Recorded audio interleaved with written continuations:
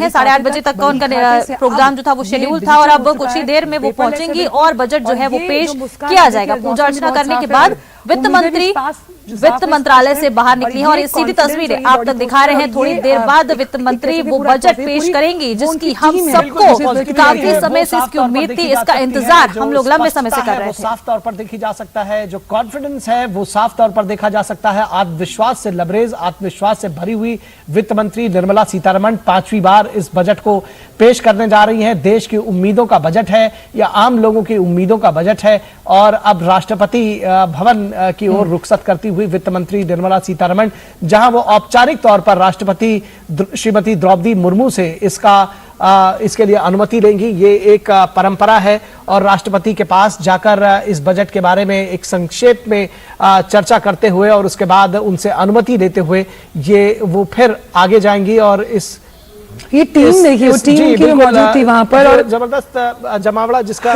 जिक्र अनुज भी कर रहे थे। अनुज, अगर आप हमें सुन पा रहे हैं और अगर आप वहां पर हैं अभी, क्योंकि और ये देखिए दिल्ली से सीधी तस्वीरें आपको दिखा रहे हैं। वित्त मंत्रालय के बाहर की तस्वीरें थी। निर्मला सीतारमण वित्त मंत्रालय से बाहर निकल गई और 11 बजे जैसा कि शेड्यूल्ड है जो वित्त मंत्री है निर्मला सीतारमण वो बजट पेश करेंगी। बता दें कि ये 5वां बजट होगा जो वित्त मंत्री के द्वारा पेश किया जाएगा। और बता दें कि इससे पहले वो 4 बजट जो है वो पेश कर चुकी हैं जिनमें अलग अलग तरह की उन्होंने घोषणाएं की और ये चारों ही जो बजट थे वो काफी खास रहे, काफी अहम रहे। लोगों को बता दें कि इस बार के बजट से काफी उम्मीदें हैं। जैसा कि आप और हम जानते हैं कि कोरोना के कारण जो अर्थव्यवस्था खराब हुई थी उसके बाद ये बजट कई मायनों में अहम है।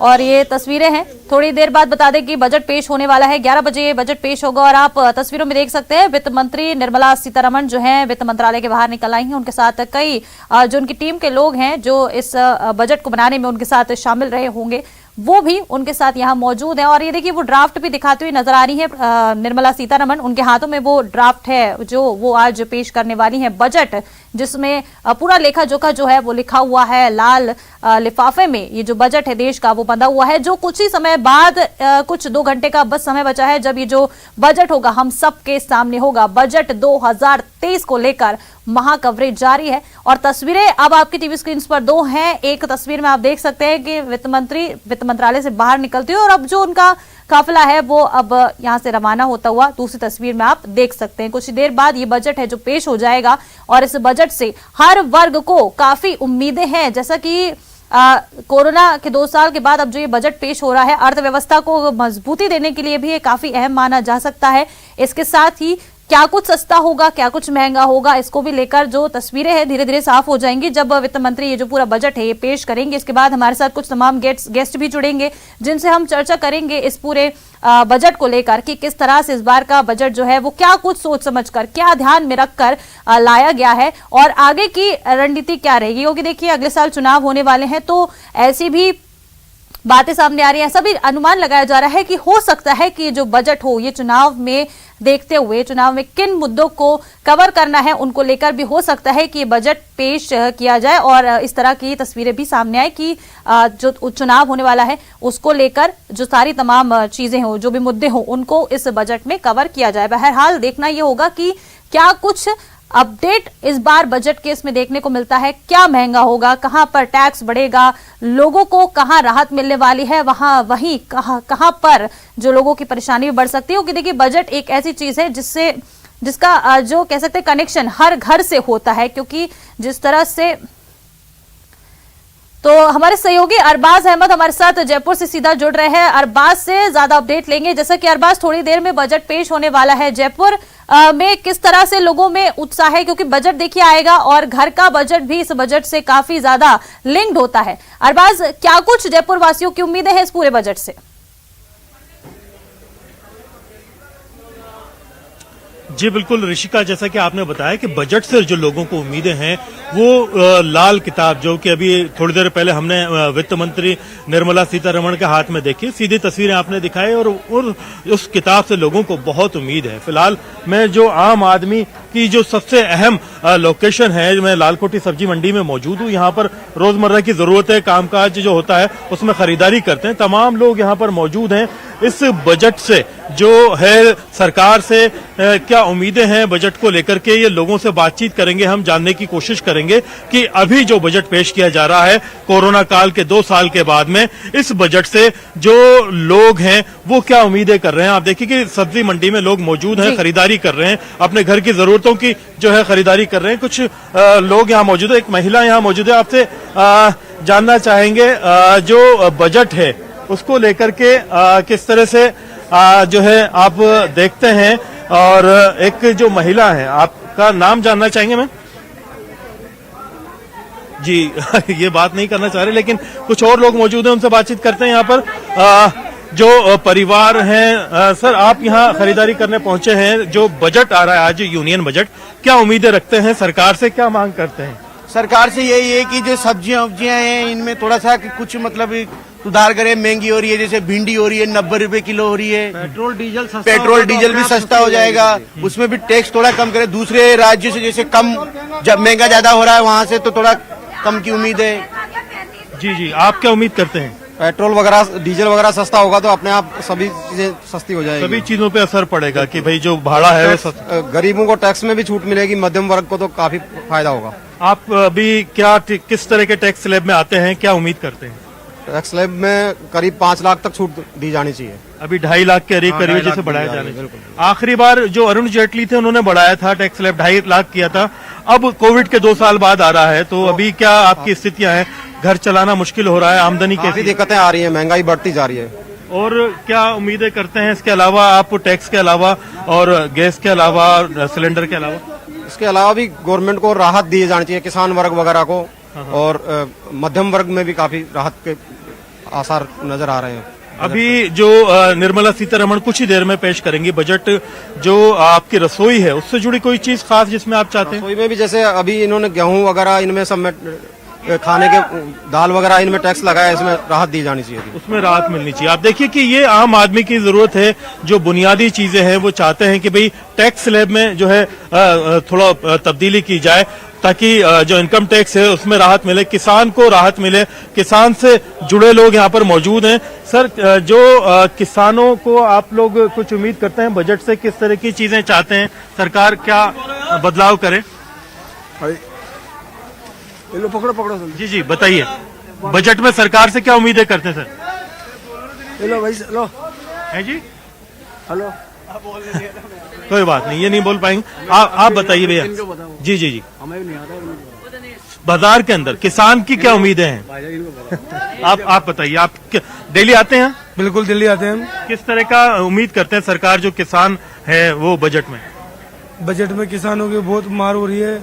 अभी बरसात से बहुत काफी नुकसान हुआ है, काफी तरह का नुकसान, जो मावट हुई है, काफी मावट हुए, बहुत फसलों का नुकसान हो गया है। जगह जगह फसलें खराब हो गई है और जगह जगह को काम खराब हो गया। क्या किस चीज में चाहता है किसान के भाई लोन में आसानी हो, जो ऋण है उसमें माफी की बात हो, या किस तरह की? किसान को हर तरह की सुविधा मिलनी चाहिए। किसान को मिलती कहाँ है सुविधा? मिल ही नहीं रही। किसान लोन लेता है तो बोला बाद में आना, ऐसे ऐसे चक्कर हो रहा है। किसानों को लोन मिलनी चाहिए। जी बिल्कुल, खेती किसानी में राहत मिलनी चाहिए। आप देखिए कि बाजार के अंदर सब तरह के लोग यहाँ पहुंचे हुए हैं, सब तरह के लोग यहाँ आ रहे हैं, हर तबके से जुड़े लोग हैं, जो चाहे आम आदमी हो। एक युवा यहाँ मौजूद हैं। आप क्या पढ़ाई कर रहे हैं? हाँ, पढ़ाई कर रहे हैं अभी तो। यूथ को क्या उम्मीद है बजट से इस बार? हमें तो पता नहीं, अब तो जेईई की तैयारी चल रही है तो बिल्कुल अलग ही माहौल है। स्टूडेंट्स के लिए रोजगार वगैरह के लिए कुछ होना चाहिए, यूथ के लिए एम्प्लॉयमेंट तो बढ़ना चाहिए मेरे हिसाब से। अभी डाउनफॉल पे चल रही है, इकोनॉमी भी डाउनफॉल पे चल रही है, तो मेरे हिसाब से अभी बढ़ना चाहिए। जी बिल्कुल, ये एक युवा का नजरिया है। आपने तमाम लोगों के देखे हैं कि यहाँ किस तरह से अपनी अपनी बात रख रहे हैं। एक परिवार यहाँ मौजूद है, इनसे बातचीत करते हैं। मैम, आपसे बातचीत कर सकते हैं? हाँ जी। जी जी, आप एक हाउसवाइफ हैं? हाँ जी। क्या नाम है आपका? ज्योति। ज्योति जी, महिलाओं के लिए बजट में क्या आप उम्मीद रखते हैं? बजट में क्या रखेंगे, जैसा मिलेगा वैसा। आपकी घर की रसोई का क्या हाल है, किस तरह का सुधार चाहते हैं, स्पेशली महिलाओं के लिए क्या चाहते हैं? जैसे ये है कि भाई सही भाव लगाए, अच्छे से हो, सस्ता ही हो, थोड़ी बहुत महंगाई कम हो। थोड़ी और रसोई की जो गैस वगैरह है उसको लेकर सिलेंडर महंगी है वो तो। कितने का अभी आ रहा है आपको? वो 1100 रुपए का पड़ रहा है। कितना आता था पहले, कितना आप चाहते हैं सरकार इसमें आपको रिलैक्स? पहले तो ज्यादा 800-700 में ज्यादा था, अब 1000 से भी ज्यादा होता जा रहा है। जी जी जी। महिलाओं के लिए कुछ, एजुकेशन के लिए कुछ बिल्कुल लगता है अरबाज, आपको जैसा कि आप सुधार होना बातचीत करके चाहिए? बता रहे हैं कि युवाओं में भी इस बजट को लेकर उतना ही उत्साह है, महिलाओं में भी है कि महंगाई कम होनी चाहिए। हमारे सहयोगी रंजन भी हमारे साथ जुड़े हुए हैं। रंजन, जैसा कि अभी अरबाज ने वहां बातचीत करके बताया लोगों से, वहां से सामने आया कि लोगों की किस तरह से उम्मीदें हैं इस बजट को लेकर, क्योंकि देखिए कोरोना के बाद जो अर्थव्यवस्था खराब हुई थी उसके बाद अब उसे पटरी पर लाने के लिए केंद्र सरकार जो है ये बजट को पेश करेगी। जोधपुर की बात की जाए तो वहां पर जनता की क्या राय है, क्या उम्मीदें इस पूरे बजट से? जी, निश्चित तौर पर जिस तरीके से जयपुर से लोगों की प्रतिक्रिया मिली है, उससे पहले उसी तरह की प्रतिक्रिया जोधपुर के नागरिकों ने भी दी है। महंगाई एक बड़ा मुद्दा रहने वाला है, उसके अलावा जीएसटी, इनकम टैक्स और कई ऐसे जो महत्वपूर्ण विषय हैं जो कि इकोनॉमी को प्रभावित करते हैं। गैस, ट्रांसपोर्टेशन भी ऐसे विषय हैं। बजट को लेकर के क्या उम्मीदें रखते हैं आप? हम बजट को लेकर हम ये उम्मीद रखते हैं कि आप सबसे बड़ा इस बजट के अंदर एक चीज होनी चाहिए कि लोकतंत्र का चौथा स्तंभ मीडिया है, इसके लिए टोल माफ किए जाने चाहिए। ये सबसे बड़ी बात है पत्रकारों के लिए। जी, और महंगाई को देखते हुए, घर के बजट को देखते हुए क्या कुछ कहना है? महंगाई वैसे थोड़ी बहुत बढ़ी है, इतना कुछ सोचने की बात नहीं है जो महंगाई बढ़ी है, मगर है महंगाई जरूर बढ़ी है, मगर निश्चित तौर से कहीं न कहीं मोदी जी का और इसमें है, और आने वाले चुनाव में भी मुझे ऐसा लग रहा है कि इस महंगाई को कम करेंगे वो 2024 में। जी, आपका क्या मानना है इसको बजट को लेकर के? महंगाई क्यों, ठीक है, आप बताएं। आपसे पहले भी बात की हमने, क्या मानते हैं आप महंगाई को लेकर के किस तरीका रहने वाला है? मैं फिर यही बात कहना चाहता हूं कि महंगाई बहुत ज्यादा है।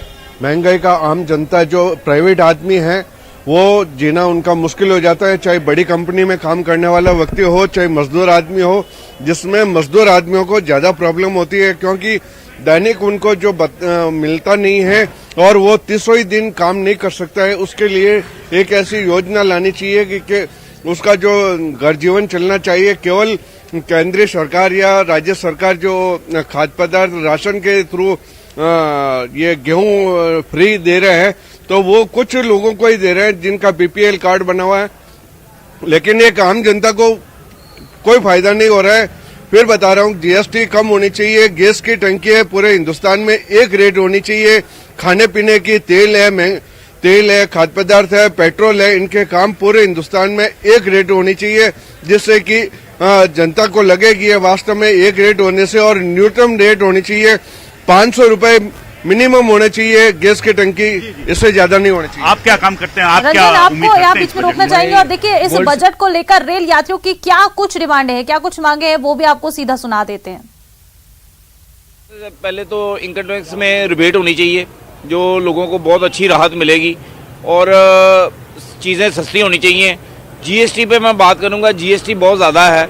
जीएसटी की जो दर है ना, एक ही जैसी करनी चाहिए। ये कुछ चीज़ों पे 8% है, किसी पे 18% है, किसी पे 28% है। रेस्टोरेंट वगैरह में बहुत ज़्यादा टैक्स है, ये टैक्स कम होना चाहिए। ऐसा लोगों को बजट की उम्मीद रहती है, लेकिन जो लोग सोचते वो बजट होता नहीं है। जैसे कि देखो, अब डीजल है, अब पीछे बहुत रेट कम हो गया है, लेकिन उसके बाद भी सरकार ने उसको कम नहीं किया। लोग सोचते कि जैसे बैरल बहुत नीचे आ जाता है, और 30-35 में भी कई दफा आता है कि डीजल सस्ता हो जाएगा। सरकार को लोगों की उम्मीदों पर खरा उतरना चाहिए। महंगाई अपने चरम पे है। महंगाई को कम करने के लिए जैसे रोजमर्रा की चीज़ें हैं, सिलेंडर है, पेट्रोल है, घर में चीनी वगैरह जो भी है, गरीब लोगों का भी ख्याल रखना चाहिए। महंगाई इतनी बढ़ गई है, अमीर अमीर हो गया है, गरीब तो मारा जा रहा है।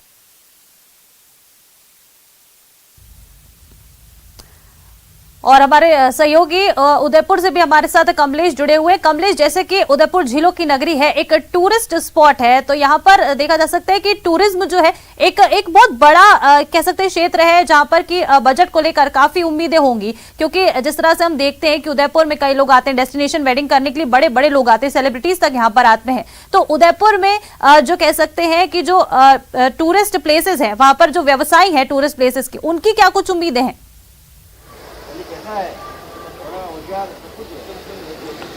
जी देखिए, बिल्कुल ऋषिका, उदयपुर पर्यटन नगरी और टूरिस्ट का पूरा हब सिटी, और इस समय हमारे साथ मौजूद हैं यहाँ पर कुछ होटल व्यवसायी जो बिल्कुल पर्यटन से सीधे जुड़े हुए हैं। उनसे जानेंगे इस बार जो केंद्र जो अपना बजट पारित कर रहा है कुछ देर बाद, क्या उम्मीद है, क्या उनको आस है। हमारे साथ राजेश जी होटल व्यवसायी, उनसे जानेंगे कि इस बार जो पर्यटन नगरी है, डेस्टिनेशन है पूरा, क्या आप सोचते हैं होटल व्यवसाय को बढ़ाने के लिए, पर्यटन को बढ़ाने के लिए क्या सोचते हैं आप?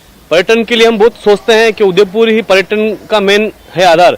हम चाहते हैं कि धार्मिक सर्किट बने। उदयपुर डिवीजन में काफी पुराने ऐतिहासिक मंदिर हैं, उनको एक जोड़ के धार्मिक सर्किट बनाया जाए सरकार द्वारा। हम चाहते हैं कि महाराणा प्रताप की बहुत बड़ी भव्य मूर्ति बने यहाँ पे, स्टैच्यू यूनिटी की तर्ज पे उसे डेवलप किया जाए। उससे सरकार को भी राजस्व की इनकम होगी और आने वाले पर्यटकों को निश्चित एक महाराणा प्रताप के ऐसे अनुभव होगा जो उदयपुर के लिए हमेशा ऐतिहासिक रहा है और आगे भी रहेगा। हम चाहते हैं महाराणा प्रताप की भव्य मूर्ति बने। इसके साथ ही हम चाहते हैं कि टूरिज्म के लिए एक फंड की स्थापना हो, उस फंड का उपयोग उदयपुर के जो क्षीण अवस्था में है उनके पूर्ण विकास के लिए उन्हें खर्च किया जाए, ताकि उन अनुच्छेद पहलू को भी उनको किया जा सके। इसके साथ ही उदयपुर में कई सारे ऐसे पॉइंट हैं जिन्हें डेवलप करने की आवश्यकता है। आज उदयपुर में कोई बड़े से एडवेंचर पार्क नहीं है, वो डेवलप किए जाने चाहिए। इसके अलावा बहुत सी ट्रेनों जो कनेक्टिविटी है साउथ अहमदाबाद चालू होगी, अभी तक कोई विशेष कोई ट्रेनें कोई चालू नहीं हुई। हमारी एक मांग है कि साउथ से बहुत सारी ट्रेनें यहाँ चालू की जाए।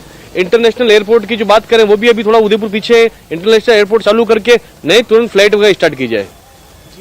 हमारे साथ और भी कुछ लोग हैं, उनसे जानेंगे कि क्या उनकी उम्मीद है, केंद्र के जो बजट आ रहा है क्या सोचते हैं वो उस बारे में। केंद्र का जो बजट आ रहा है उसमें हमारी उम्मीद है, एक तो महंगाई बहुत है, उस पर कंट्रोल किया जाए सबसे पहला तो, और हर चीज में महंगाई है। आप किसी भी टैक्सेस में, सब टैक्सेस पे लेकर के ही सबसे ज्यादा महंगाई है। पेट्रोल, डीजल और सारे टैक्सेस में कम होने चाहिए। आप क्या सोचते हैं क्या होना? सर, जो महंगाई जो बढ़ रही है उसको कंट्रोल की जाए, उससे मीडियम वर्ग के लोगों को थोड़ा राहत मिलेगा और उसको कंट्रोल की जाए, हम तो ये चाहते हैं।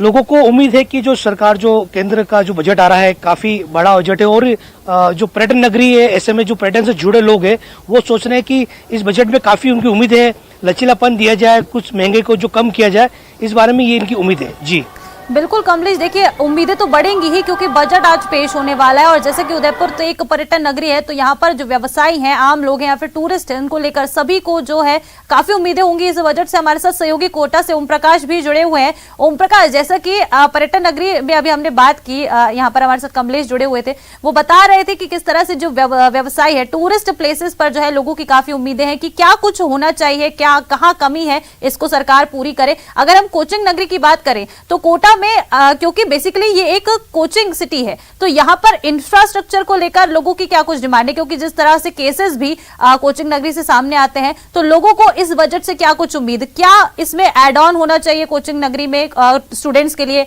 और क्या कुछ ऐसा है जिसको हट जाना चाहिए? ओम प्रकाश, देखिए, कोचिंग नगरी में कोचिंग छात्रों की सुरक्षा को लेकर तो कोई मुद्दा उठा है, और न केवल राज्य सरकार से बल्कि केंद्र सरकार से इस मामले को लेकर बड़ा है। और दूसरी सबसे बड़ी चीज है कि जो डॉक्टर और इंजीनियर बनने का जो सपना लेकर यहाँ आते हैं, मध्यम वर्ग से और सामान्य से सामान्य लोग इस सपने को पाल सके, यहाँ अपने बच्चे को कोचिंग के लिए भेज सके, उनमें पूरी तरह से रियायत होनी चाहिए।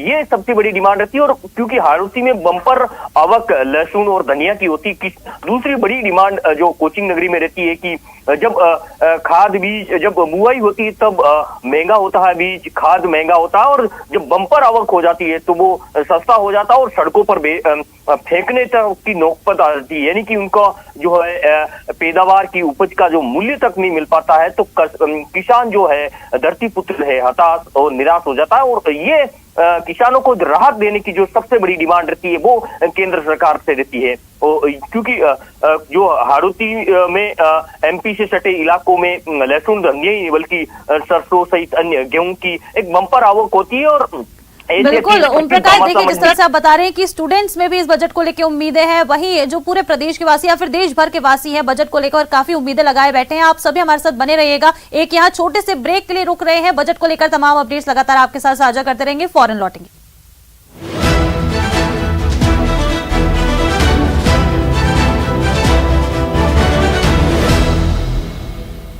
हेडलाइंस प्रेजेंटेड बाय पेट सफा आयुर्वेदिक चूर्ण, पेट सफा तो हर रोग दफा।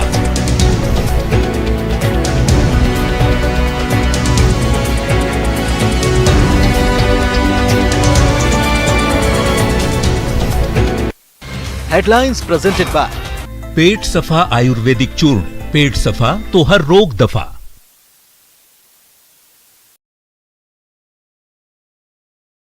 केंद्रीय वित्त मंत्री निर्मला सीतारमण 1 फरवरी को आम बजट 2023 पेश करेंगी। बजट में किसको क्या मिलेगा, इसको लेकर कयासों का दौर जारी है। लेकिन आम आदमी हो या किसान, युवा हो या महिला या मिडिल क्लास, सभी की अपनी अपनी उम्मीदें हैं। तो कारोबारी भी कारोबार की सुगमता के लिए वित्त मंत्री से बड़ी उम्मीदें लगाए बैठे हैं। वहीं अगले साल होने वाले लोकसभा चुनाव से पहले ये मौजूदा मोदी सरकार का आखिरी पूर्ण बजट होगा। इस कारण भी लोगों की उम्मीदें बढ़ी हुई हैं। भारत का बजट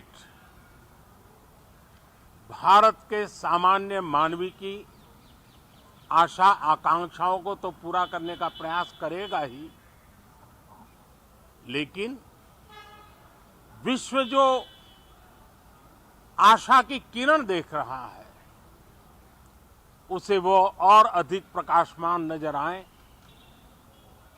मुझे पूरा भरोसा है निर्मला जी इन अपेक्षाओं को पूर्ण करने के लिए भरपूर प्रयास करेंगी। वित्त मंत्री ने पिछले बजट में कोविड से अर्थव्यवस्था को हुए नुकसान की रिकवरी पर फोकस किया था, तो इस बार अर्थव्यवस्था को रफ्तार देने पर फोकस हो सकता है। जानकार बताते हैं कि बजट फाइनेंशियल स्टेबिलिटी की ओर जाता दिखेगा। महंगाई और बढ़ता व्यापार घाटा सरकार के सामने चुनौतियां पेश कर रहा है। ऐसे में दोहरे मोर्चे पर खुद को संभालना बहुत बड़ी चुनौती है। रोजगार के घटते अवसर सरकार के लिए बड़ी चुनौती है। इसलिए केंद्र सरकार इस बजट में स्किल डेवलपमेंट और डिजिटल इंफ्रास्ट्रक्चर को बढ़ावा देने के लिए विशेष पैकेज का ऐलान कर सकती है। देश को मैन्युफैक्चरिंग हब बनाने की दिशा में बड़े फैसले लिए जा सकते हैं। इसके लिए इंडस्ट्री की अपग्रेडेशन और मौजूदा वर्कफोर्स की स्किलिंग के लिए बजट 2023 में विशेष पैकेज का ऐलान किया जा सकता है। इसके अलावा इकोनॉमी की रीढ़ सूक्ष्म, छोटे और मध्यम उद्योग MSMEs को मजबूती देने पर फोकस हो सकता है।